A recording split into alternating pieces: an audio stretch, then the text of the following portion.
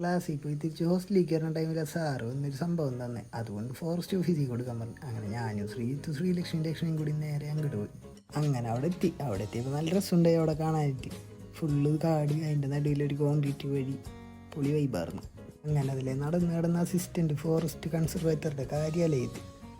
അങ്ങനെ അവിടെ എത്തിയപ്പോൾ ശ്രീജിത്ത് നേരെ പോയിട്ട് അതുകൊണ്ട് അവിടെ കൊടുത്തു കഴിഞ്ഞാൽ അവിടെ നിന്ന് ഞങ്ങൾ ഇറങ്ങി. അങ്ങനെ ഇറങ്ങി വരുമ്പോൾ മഞ്ചാടി കണ്ടപ്പോൾ മഞ്ചാടി ഉറക്കിട്ടാ മഞ്ചാടിനെ ലക്ഷ്മിയും കൊണ്ട് അവിടെ നിന്ന് ഇറങ്ങി ഹൈവേറെ സൈഡിൽ ഉപ്പിലിട്ട ലൂബിക്കയും മാങ്ങയൊക്കെ വിൽക്കണ കടിയുണ്ട്.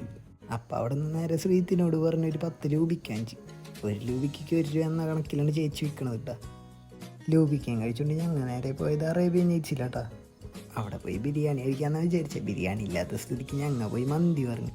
ഒരു അൽഫാം മന്തി എന്ന് പറഞ്ഞത്. അങ്ങനെ അവിടെ നിന്ന് കഴിച്ചുകൊണ്ടിരിക്കുമ്പോൾ ഒരു ഗ്ലാസ് വെള്ളം പോലും തന്നില്ല. വരും കസ്റ്റമേഴ്സിനോട് പെരുമാറുന്നത് അതന്നെ മോശമായിട്ടായിരുന്നു. പക്ഷെ മന്തി കൊള്ളാമായിരുന്നു കേട്ടോ.